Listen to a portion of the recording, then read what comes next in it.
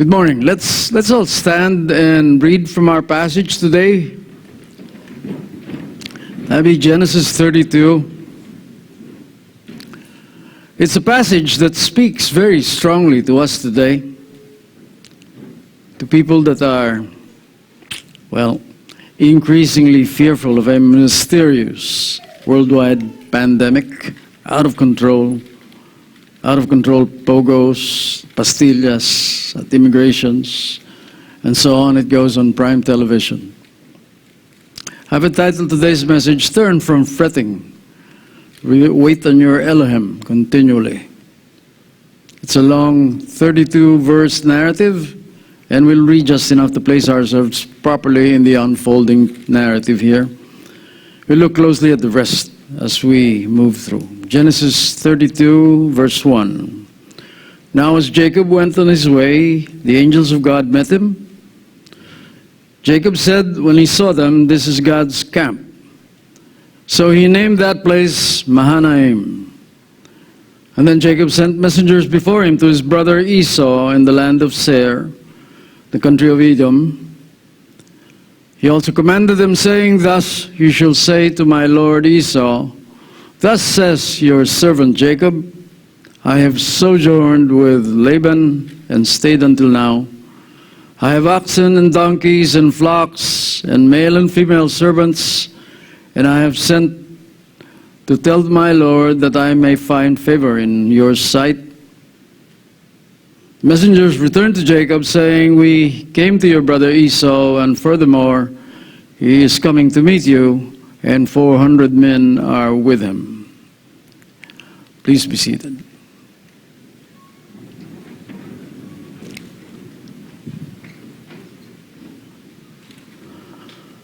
Now Jacob had nowhere else to go but forward now.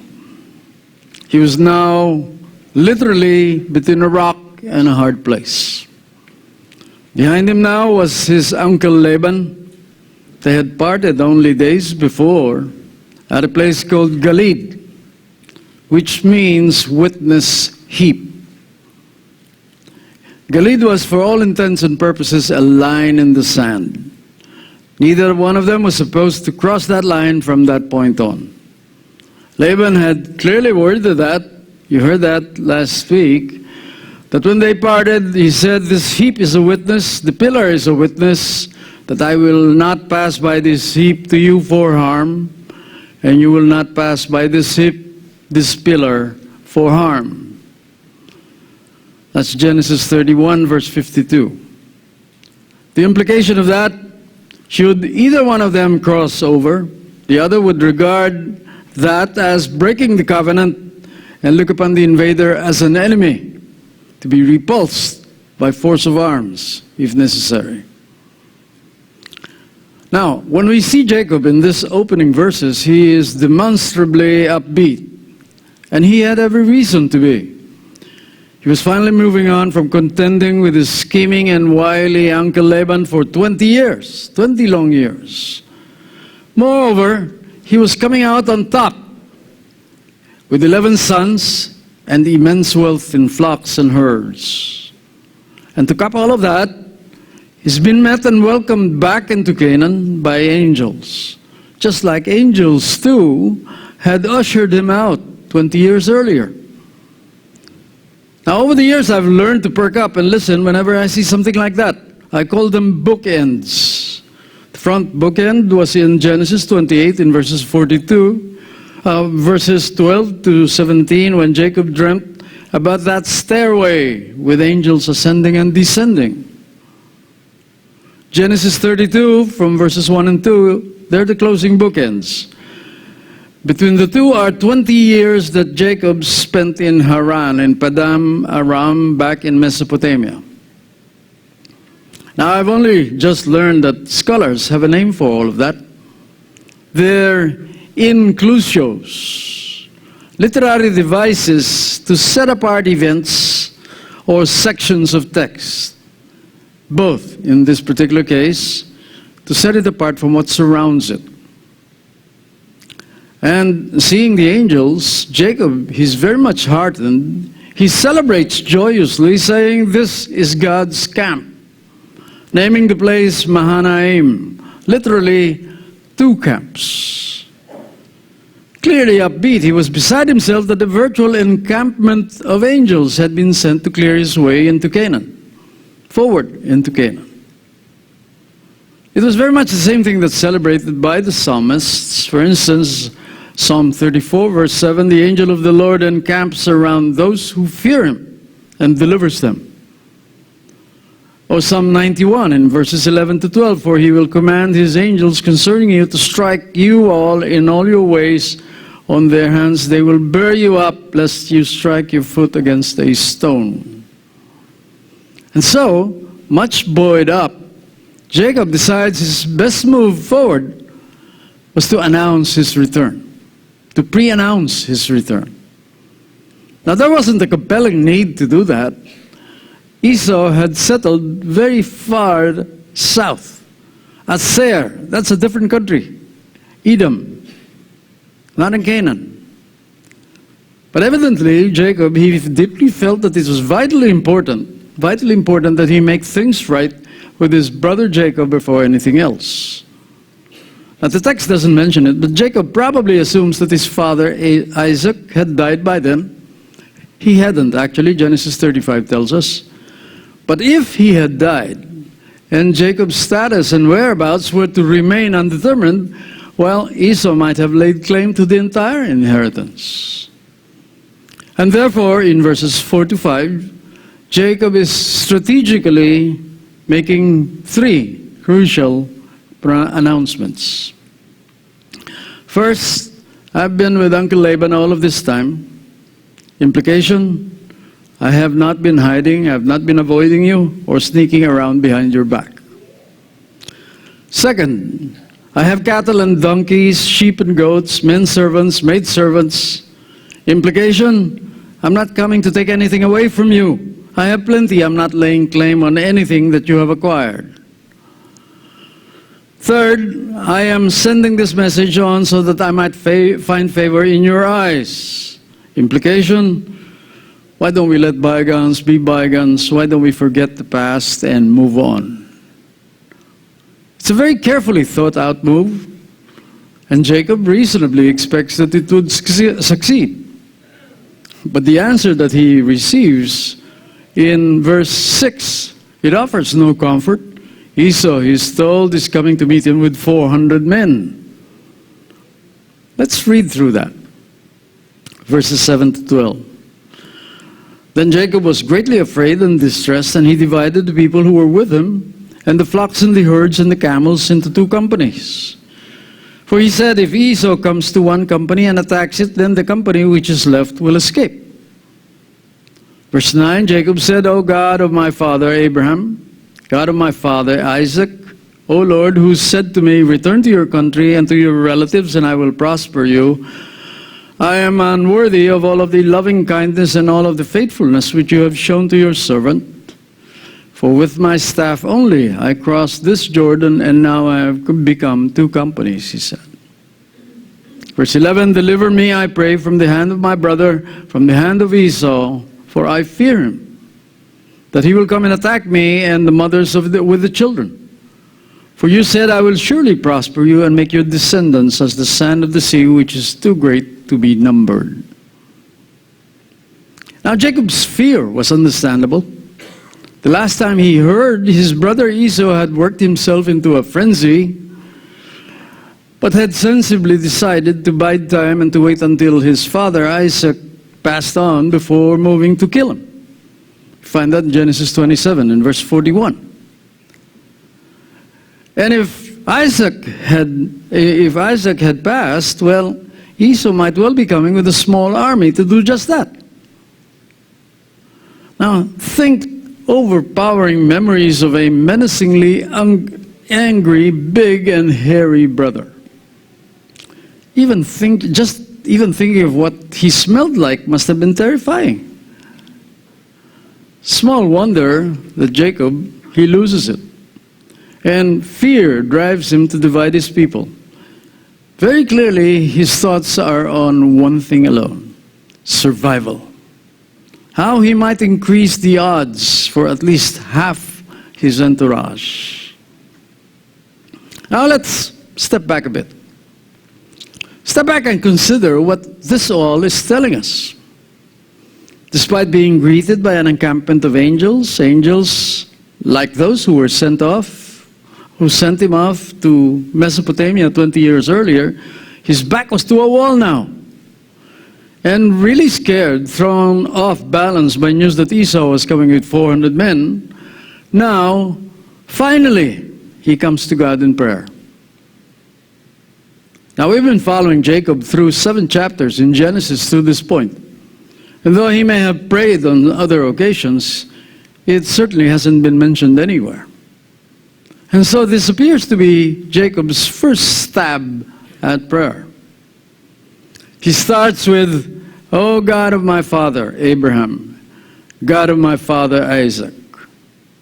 He refers to his roots using God's name Yahweh, recalling the God who had directed and provided for Abraham and Isaac. It's a good start. But immediately the very next words turn whiny. They sound like he's throwing God's promise back to his face, almost like he's collecting on a debt. "O Lord, who said to me, 'Return to your country and to your relatives, and I will prosper you.'" Verse 9. Now, I suppose that would qualify as a proof text for the cringeworthy name it and claim it wailing types, what they often do today. But as he leads into his actual petition in verses 10 to 11, Jacob somewhat redeems himself as he acknowledges his unworthiness, God's faithfulness, providing for his prosperity. But regrettably, rather than simply throwing himself on the mercy of God, Jacob closes his prayer by again going back to that collecting on a debt tone that he started out with. "For you said, 'I will surely prosper you, make your descendants as the sand of the sea, which is too great to be numbered.'" Verse 12.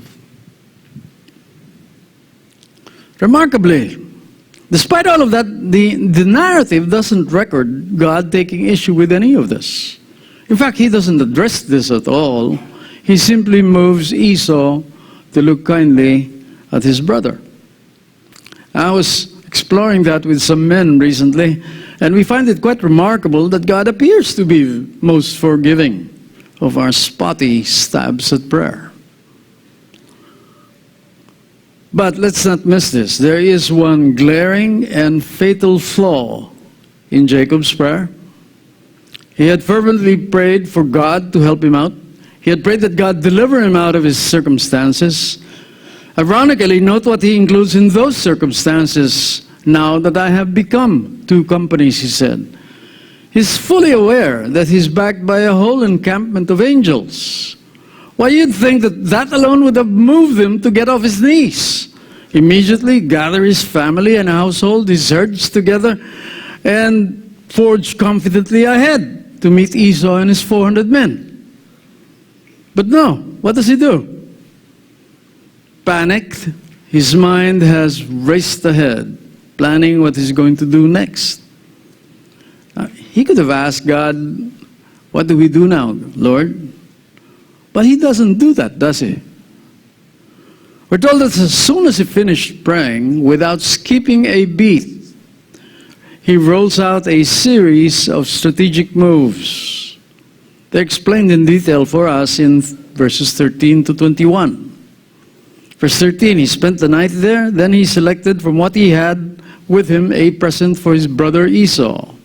200 female goats, 20 male goats, 200 ewes, 20 rams, 30 milking camels and their colts, 40 cows and 10 bulls, 20 female donkeys, 10 male donkeys. He delivered them into the hand of his servants, every drove by itself, and said to his servants, "Pass on before me and put a space between droves." He commanded the one in front, saying, "When my brother Esau meets you and asks you, 'To whom do you belong and where are you going? And to whom do these animals in front of you belong?' Then you shall say, 'This belonged to your servant Jacob. It is a present sent to my lord Esau, and behold, he is also behind us.'" And then he commanded also the second and the third, and all of those who followed the drove, saying, after this manner you shall speak to Esau when you find him. And you shall say, behold, your servant Jacob is also behind us. For he said, I will appease him with the present that goes before me. Then afterward I will see his face. Perhaps he will accept me. And so the present passed on before him, while he himself spent that night in the camp. Now this is covered not just here, but also in next Sunday's passage, Genesis 33. And I don't want to steal Pastor Peter Martin's thunder, I'll try not to spoil it for him. I'll try. But I can't promise that I won't. But I think you'll agree with me that Jacob's carefully crafted plans are really quite amazing. They're actually brilliant. He's assembled 550 animals, arranged them into 5 groups of goats, sheep, camels, cattle, and donkeys. Altogether, they made up a gift that was worthy of a king. It was in excess of what towns pay in tribute to foreign kings, sufficient to jumpstart a herding operation. It was enough to reward mercenaries who were possibly anticipating booty. And then Jacob, he carefully stages how the gift would be revealed for maximum sensual and strategic impact. He spaced out their coming so Esau and his 400 men would just have enough time to admire the animals and interact with his herders before the next group arrived. The tactics behind the staging, they were carefully planned to give Jacob 3 very strategic advantages. Firstly, groups of animals arriving in succession were designed to wear down the military readiness of Esau's private army.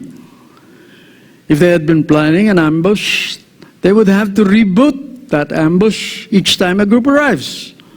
Discovering Jacob was not in that group, they would have to regroup again. And after doing that 4 times, it was most unlikely that they would have been alert, ready for combat, as they may have been at first. And by then, most likely, they would have given up on an ambush altogether. Now, secondly, as the gifts arrive, Esau and his men would be more and more encumbered. The animals would force him to move more slowly and will make their movements noisier, making it terribly difficult to take Jacob by surprise. And thirdly, Jacob's servants, as they bring the gifts, they join the march of Esau's band. How effectively can any aggressive moves Esau and his men may have had in mind play out as they increasingly had to cope with people from Jacob's household, increasingly mixing in among Esau's soldiers? There was also very subtle psyching out tactics that were built into these plans. Take note, as they approached Esau, the herders were instructed to uniformly declare this. This belonged to your servant Jacob. They are a present sent to my lord Esau, and he is behind us. Verse 18. When the first group of animals, 200 female goats, arrived, Esau heard that carefully planned spiel. And then the concluding words, he is behind us. He heard that again when the immediately following 20 male goats came. He heard that again when 200 bleating ewes came and got there, immediately followed by 20 rams. He heard the same spiel when 30 nursing camels and their young came.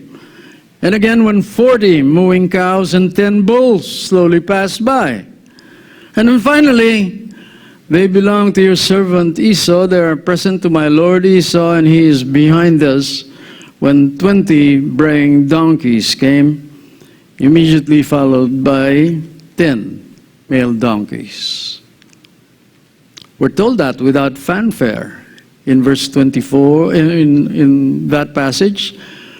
We're told in verse 21, the present passed on before him.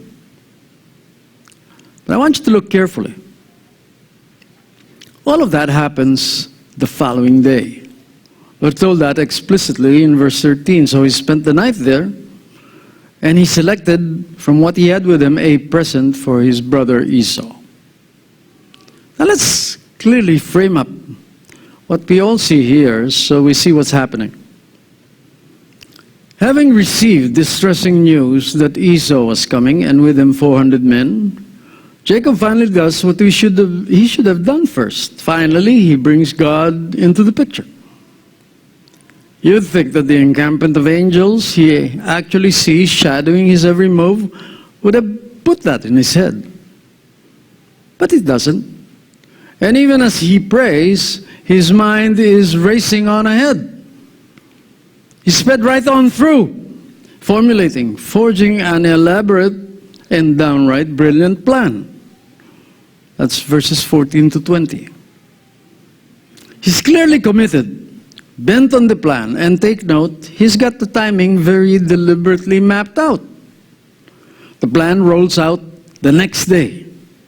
Everything is to happen out in the open, on prime time. Of course, these were made for TV moments. But now, allow me to point out something that tells us quite a bit more. We're told that after dispatching Esau's elaborately staged gift, Jacob spends yet another night at camp. And that the following day, the plan was to follow the same lines, the same strategy, but this time it would be family and household in place of the herds. Now, I can't take you there. That's in Genesis 33. I'll be spoiling Pastor Peter's message Sunday if I did that. And truth to tell, that part's not as exciting anyway. Just kidding, of course. Pastor Peter is working on it, but he's got quite a bit more work to do. I will tell you this. It makes perfect sense what Jacob is doing. Makes perfect sense because his camp, we are told, was behind the Jabbok. That meant it would have been a real military challenge to stealthily ford that and then attack the camp. Jacob has done everything possible that he could have possibly done. He's thought through, carefully formulated a brilliant plan. He's already rolled it out, at least the first part that we find here in Genesis 32. And he was dead set to go ahead and roll out the equally strategic second part the very next morning. Very clearly, he's adroitly used the Jabbok, squeezed it, mined it for all it was worth. But now take note. Despite all of that planning, despite all of that strategizing and scheming, he's still very much on edge and unsettled, although he's done all of that. We find that in verses 22 to 23. Now he arose that same night and took his 2 wives and his 2 maids and his 11 children and crossed the ford of the Jabbok. He took them, sent them across the stream, and he sent across whatever he had. Genesis 32, from verses 22 to 23, give us opportunity to look right into Jacob's frame of mind. It's a stirring picture of a restless and agitated man. A textbook picture of fretting. Fretting, as in tormented, vexed, consumed by worry. Jacob was so fearful of his anticipated meeting with Esau, he couldn't sleep. And so he got up, he roused his family and household, moved them all across the Jabbok, together with all of his stuff, and having done that, he was still tensed up, probably nervously pacing back and forth. Very obviously, he was on a razor's edge. We know that because he risked crossing the ravine, fording the Jabbok, taking his wives, his children, and his entire household to the other side. To risk crossing the Jabbok was dangerous enough in the daylight, but in the black of night, it was literally a foolhardy thing to do. Why did he do that? What drove him to abandon the safety of the Jabbok that he had so counted on just the night before? Now, we really ought to stop and think about this now, don't we? To this point, God has not taken issue with anything that Jacob has planned. He hasn't reached out to him in any way. He let him go, do all that he had devised and planned with those 5 groupings of animals and their herders. But the question that begs to be asked is this: was God's silence approval? Or was it at least acquiescence? It's a question easily enough answered, isn't it? But is it really? Is it really that simple? Yes, God didn't do anything to stop Jacob's rush to solve this. But did that mean he approved of what Jacob was doing? We'll find the answer in the final dramatic section of our passage, from verses 24 to 32. 24, then Jacob was left alone, and a man wrestled with him until daybreak. When he saw that he had not prevailed against him, he touched the socket of his thigh. So the socket of Jacob's thigh was dislocated while he wrestled with him. Then he said, "Let me go, for the dawn is breaking." But he said, "I will not let you go unless you bless me." So he said to him, "What is your name?" And he said, "Jacob." He said, "Your name shall no longer be Jacob, but Israel, for you have striven with God and with men and have prevailed." And then Jacob asked him and said, "Please, tell me your name." But he said, "Why is it that you ask for my name?" And he blessed him there. And so Jacob named the place Peniel, for he said, "I have seen God face to face, yet my life has been preserved." Now the sun rose upon him just as he crossed over Peniel, and he was limping on his thigh, and therefore to this day the sons of Israel do not eat the sinew of the hip which is on the socket of the thigh, because he touched the socket of Jacob's thigh in the sinew of the hip. Did you see that? The very first thing we're told in verse 24 spotlights this whole climactic section. It's like shining a bright follow-on spot on the text. So Jacob was left alone, and a man wrestled with him until daybreak, verse 24. It dramatically sets apart and unfolds what must have been the darkest night of Jacob's life. He evidently decides to improvise and sends his people on immediately. We know that because we're directly told he's left there all alone. He sat there alone, probably reflecting on what the next day might bring. He was there, probably alternately shivering in the cold, trembling in fear of the approaching confrontation with Esau. Now, we're not given much detail until the very end, so we have to use our imagination to try and visualize this. I really think that Jacob must have startled, his heart racing wildly as this turns into a night of unmitigated terror. And suddenly he finds himself gripped by someone who seemed intent on taking his life. And yet, he had seen nothing coming in. The assailant was silent and nameless. Amazingly, Jacob rises to the overpowering, obviously physical challenge now suddenly upon him. Now bear in mind, Jacob was 97 years old as this was unfolding. And yet for 6 to 7 hours, he physically holds up his own end. And this very quickly becomes scenes of gripping, riveting, life and death struggle. Scenes of burning sweat dripping from hair and beard, testimonies of labored breathing, of furious gouging, pulling, butting, scenes of rage, pain, and increasingly frustration.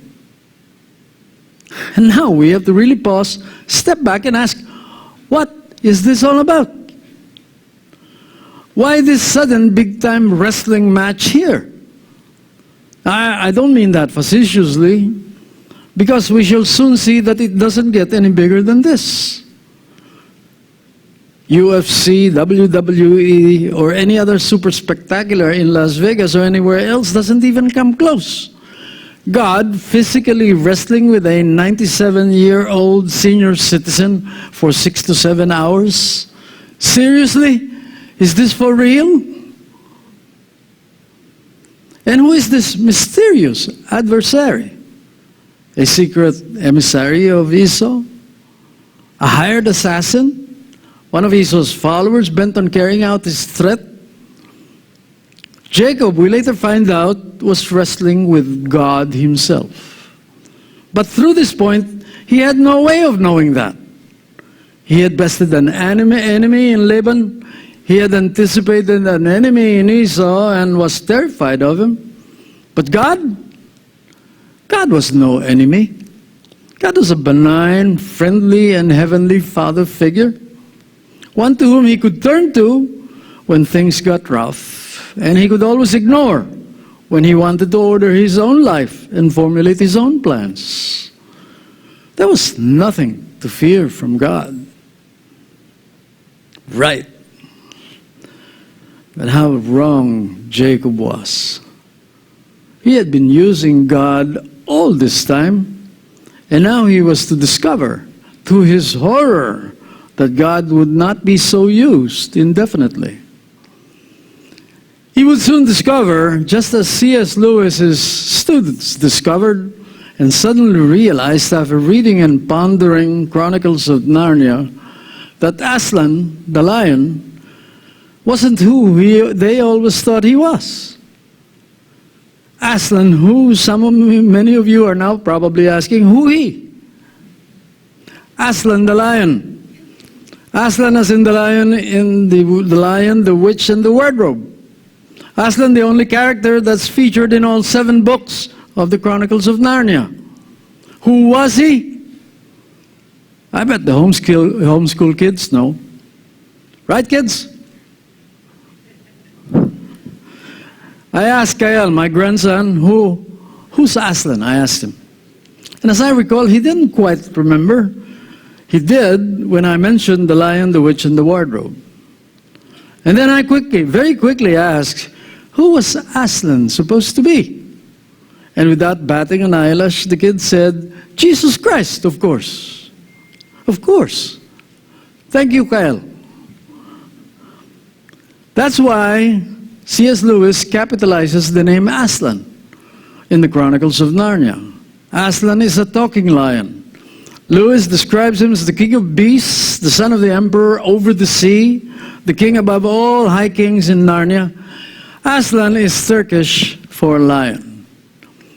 Asked about Aslan, C.S. Lewis himself said, I pictured Christ becoming a lion because Christ is called the Lion of Judah in the Bible. And I had been having strange dreams about lions when I began writing, he said. And then I asked whether Aslan was a safe lion, beaver. In the story, he very quickly asks, he's asked and very quickly answers, safe? Who said anything about safe? Of course he isn't safe. But he's good. He's the king, he said. And one of C.S. Lewis's students, pondering that with a gleam in her eyes, slowly wrote down, Aslan is not a safe or tame lion. Now Jacob is eventually told it's God himself he had just been wrestling with.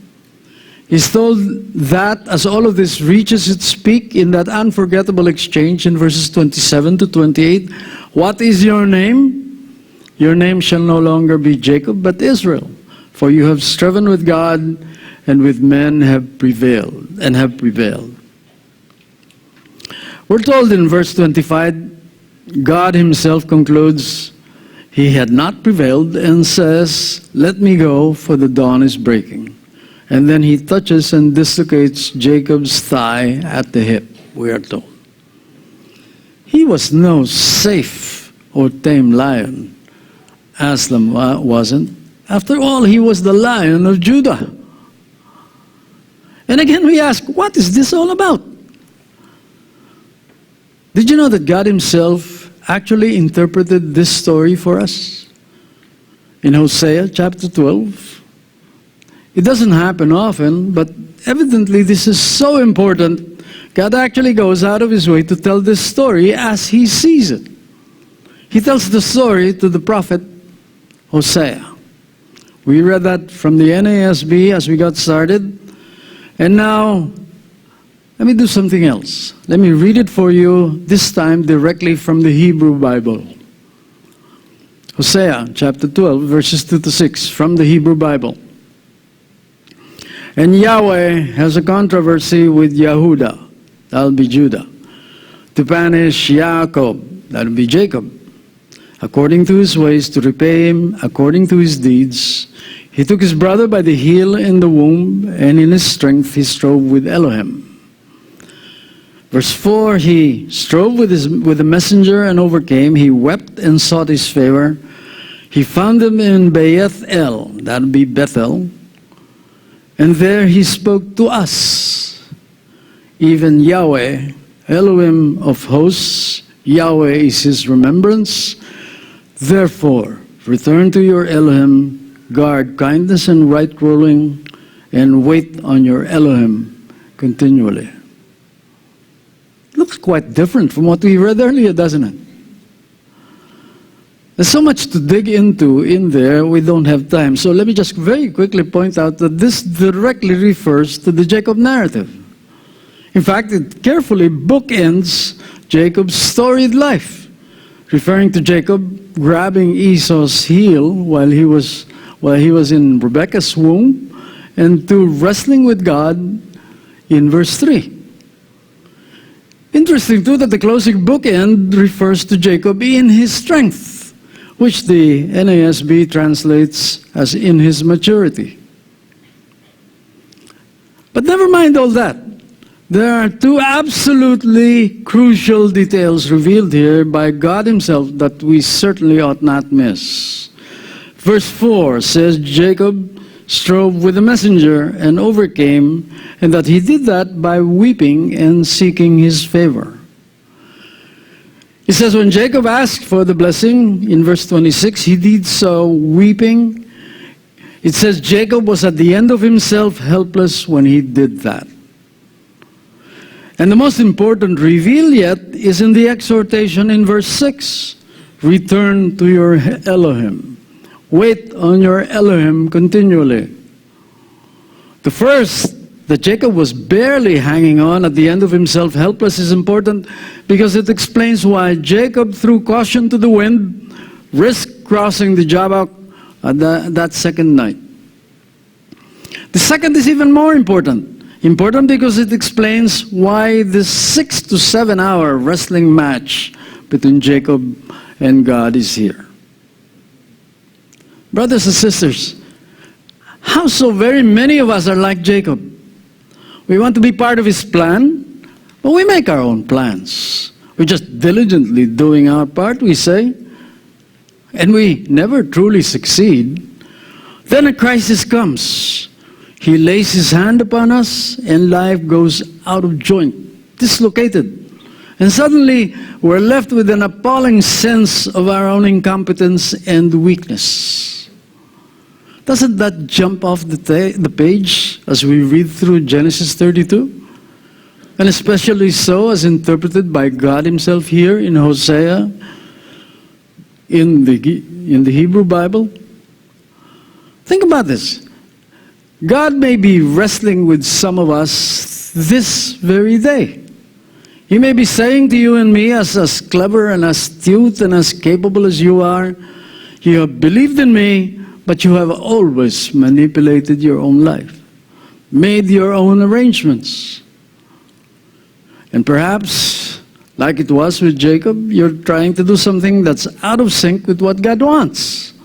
And suddenly, out of the blue, God has chosen to use sickness, the loss of a treasured job, some severe disappointment to bring you to the end of yourself, or maybe a virus. And now, at the end of yourself, you turn to him. I'm not suggesting that every sickness, disappointment is because we are out of God's will. I'm not saying that. I'm just saying that sometimes, and sometimes it's quite often, he uses them to bring us to our senses. Perhaps this too is our great hour. Perhaps this too is our hour of grace. And from here, our walk with Him will never be the same. Now, we've seen this again and again in our 5 years together in GFC, that in the Bible, names are most important.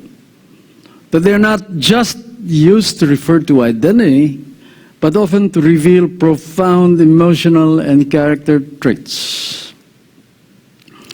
2, that revealing one's name could be an act of disclosure. We find that too. We saw that again and again last Sunday when Doc Rico, he walked us through Genesis 30. Remember, Rachel's maid Bilhah bore Jacob a second son, and so Rachel said, I've wrestled with my sister, and she named him Naphtali, literally my wrestling, verses 6 to 8, Genesis 30. And then Leah's maid Zilpah bore Jacob a second son, and Leah said, happy am I. So she named him Asher, happy, verse 13. And so on and on it goes. Issachar, meaning recompense. Zebulun, meaning exalted. So when God just asks Jacob, what is your name? The answer, Jacob, was a confession of guilt. I am Jacob. I am a fraud. I am a deceiver. I am a heel grasper. I am a supplanter. I am rightly named Jacob because I cheated my brother twice. Pity too that the name Israel is often mishandled by commentators. You see, Israel is a compound of two words, Sarah, meaning fight or rule, and El, meaning God. Many commentators say Israel means he struggles or he prevails with God. But you know something? In names compounded from a verb and the name of God, God is not the object of the verb. He is the subject. And thus, Daniel means God judges, not he judges God. Samuel means God heard, not he heard God. And therefore, Israel means God rules and God prevails. Hosea chapter 12 in the Hebrew makes sure we get that. And having done that with bold emphasis using the names of God, Yahweh, that unmentionable name, Elohim of hosts, Yahweh, his remembrance, it's all nailed down. In verse 2, to punish Jacob according to his ways, to repay him according to his deeds. And then verse 5, even Yahweh, Elohim of hosts, Yahweh in his remembrance. Return to your Elohim. Wait on your Elohim continually. Why does he close with that? Hosea 12:2 clearly says it's to punish Jacob, to repay him for his deeds and his ways. The inclusio in the bookends in verse 3 are just as clear. This covers all of Jacob's deeds and ways all through this point in his life. But what sins are he to be punished and repaid for? Well, his connivance and deceit with his brother Esau was certainly deplorable. But his 20 years in Paddan Aram were very clearly stellar years, despite the repeated deceit and treachery that Jacob endured from his uncle Laban. The timing and the context in verse 6 makes this crystal clear. This was for deeds and ways covered in Genesis 32. That's why the chapter is recapped by that mysterious, even baffling wrestling match with Yahweh, with Elohim, and the unnamed messenger in verse 4 in Hosea 12. So what was Jacob so guilty that brought all of that on? Well, thanks to Hosea 12, we can confidently answer that now. Jacob has been wrestling in his own strength, in his own way, all through here. Hosea chapter 12, verse 6 answers the question clearly, crystal clearly. Return to your Elohim. Wait on your Elohim continually, it says. Genesis 32 verse 31 leaves us with the strongest word picture from all of this. Yet the sun rose upon him, and he crossed over Penuel, limping on his thigh. The bright morning sun, it reveals a stooped, bleeding, and bruised man, dark with soil, with sweat dragging his leg, grimacing with every step. And then Hosea chapter 12 verse 4, it completes the backdrop. He wrestled with the angel, it says, and prevailed. How did he prevail? He prevailed when he came to the end of himself. His weakness birthed strength. His defeat birthed victory. His end was his beginning. One author poetically writes about this, and he says, crippling grace, transforming grace, relentless grace. Brothers and sisters, how so like Jacob we are. Maybe not as eager to take advantage of our Esau's, maybe not as self-focused, maybe not as accomplished or as diligent either. But in the end, you know what? It doesn't matter. It doesn't, because in Hosea 12 we're told God takes note, yes, but seemingly looks beyond all of that. In the end, he has the same thing he says to all of us, and he cannot be more gracious, any more up close and personal. Return to your Elohim. Wait on your Elohim continually. Take note, twice he appends and repeats those personal pronouns. Your Elohim, he says. Charles Wesley in 1738 wrote, Jesus, lover of my soul. He first wrote it as a poem, capturing how a heart that's right with God responds to tenacious, contending, relentless, clinging grace like that. The poem later became one of Christianity's most popular hymns. It's been included in more than 2,600 hymnals in various denominations. And it has inspired many contemporary praise songs, some of which we sing with much fervent emotion and feeling. In the original poem that spawned all of that, this is what Charles Wesley wrote. Other refuge have I none, hangs my helpless soul on thee. Leave me not alone, still support and comfort me. All my trust on thee is stayed, all my help from thee I bring. Think about that for a bit before we close this morning. Let's pray. Father, what a treasure from your word today. Thank you for giving us the inside story behind your bewildering 6 to 7 hour wrestling time with Jacob. Thank you for clearing up the fog, sparing us from the misinterpretations that have confused and misled so many. But Father, what are we to do with your deafening silence? What are we to do with the awful sins we find all through these narratives? Surely you hated Jacob's taking shameful advantage of Esau, hated how he mistreated Leah, hated how he so willingly used both maids Bilhah and Silpha. Of course, we see the tangled and tragic web of consequences unleashed. We see how he used all of that, worked them into the redemptive plan that led to the cross, resurrection, everything else that continues to play out before our very eyes. Surely, too, you will graciously and personally deal with our sins, those of us who are called to be your own, just like you did, Jacob. What a tremendous, heartwarming comfort that is. Tremendous comfort that you will surely extend us tenacious, contending, relentless, clinging grace like you did, Jacob. That said, Father, allow us, not one person here today, to come away unmindful of the single most important nugget you've given us here in Genesis 32 and in Hosea chapter 12.